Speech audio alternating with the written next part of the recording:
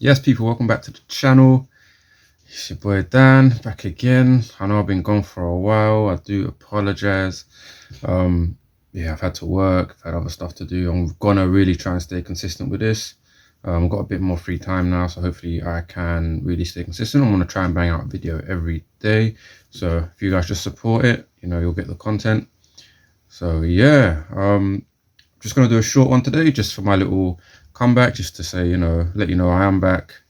Tune in, put your notifications on, because yeah, I'm gonna keep up with the reactions. Let me know anything else you want me to react to. It doesn't have to only be specifically Quran surahs.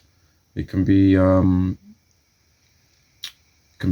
Islamic videos, or maybe nothing to do with Islam at all if you want me to react to some other stuff. So yeah, just let me know. But yeah, today we are going to be reacting to Surat At Takathu, recited by Mashari Rashid Al-Afasi. And yeah, let's get into it.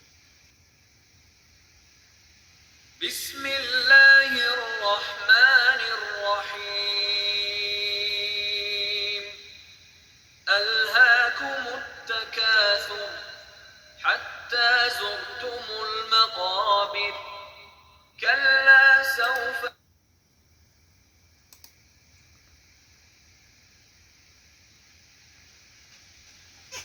Wow, okay, so that first line, very powerful. Competition in worldly increase diverts you. So obviously worldly increase would be material things, money, wealth, cars, clothes, houses,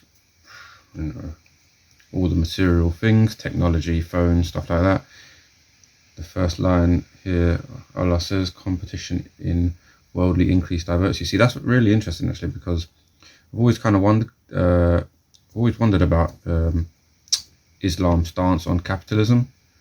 So I know most of the Abrahamic faiths, they don't kind of denounce capitalism. They just say, give charity, don't be greedy, don't steal. But it all kind of maintains the system. Now, a lot of people say that's because, God has a higher knowledge of what kind of system we need as a society. Others say, well, shouldn't God denounce capitalism as it's so evil? Everyone needs food to survive. The one thing everyone needs to survive, to live, is food, but it costs money. Why is there a barrier between what we need to live? Why is there a stumbling block between me and the thing I need to naturally live and survive? So so this should be interesting. I've always wondered about that. So okay, we started off by saying competition in worldly increase diverts you. So you're being in competition for this capitalistic life, and this is diverting you from Islam, from God, I think. Let's continue. حتى زرتم المقابر كلا سوف تعلمون. Okay, so it says until you visit the graveyards and realize, these worldly kind of luxuries, they're just temporary. People live and they die. Don't let that divert you. Don't let that thing consume you. It says, no, you're going to know. ثم كلا سوف تعلمون كلا لو تعلمون علم اليقين لترون الجحيم ثم لترونها عين اليقين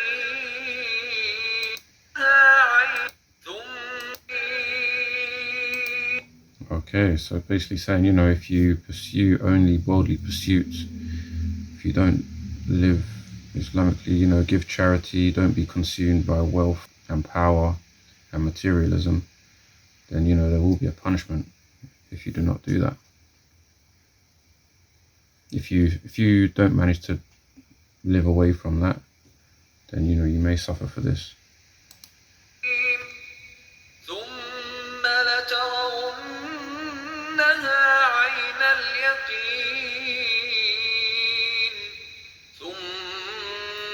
لَتُسْأَلُنَّ يَوْمَئِذٍ عَنِ Okay, so it's saying on Judgment Day you'll be asked on that day about pleasure. All these pleasurable things that you're seeking, that you are chasing, you'll be asked, you'll be questioned about these things.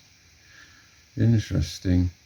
Reminds me of a Bible quote. It says, it's easier for a camel to pass through the eye of a needle than it is for a rich man to enter heaven. So similar things, you know, from obviously the Abrahamic faith has a similar teaching, you know, don't be consumed by riches and materialism, because these things are not godly, they're not holy. النَّعِيمِ.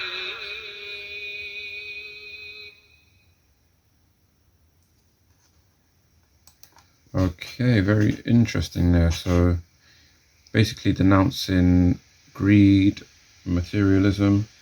As I said earlier, you know, I think the concept of zakat in Islam, you know, giving charity and, you know, giving a certain percentage. And I've heard certain Muslim scholars and people who like debate and stuff saying that the Muslim way of giving a certain percent of your earnings to charity would wipe out poverty. That may well be true, but wouldn't a whole new system wipe out poverty instead? But yeah, I guess it's a practical way for our society if we're not able to denounce the monetary system that controls us. I mean, it can be done, but to get rid of the control that the central banking system has over our society is near impossible. Unfortunately, because even if we refused to use money, for example,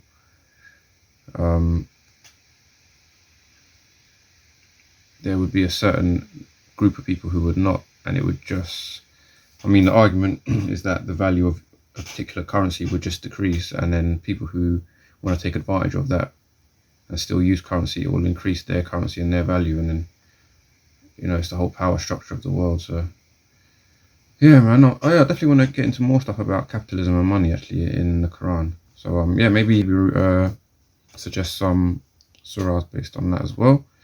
Hope you liked the video today. Just a quick one from me. I'll be back tomorrow with another video, so get your requests in on the comments, and yeah, like, comment, subscribe. Peace, and I'm out.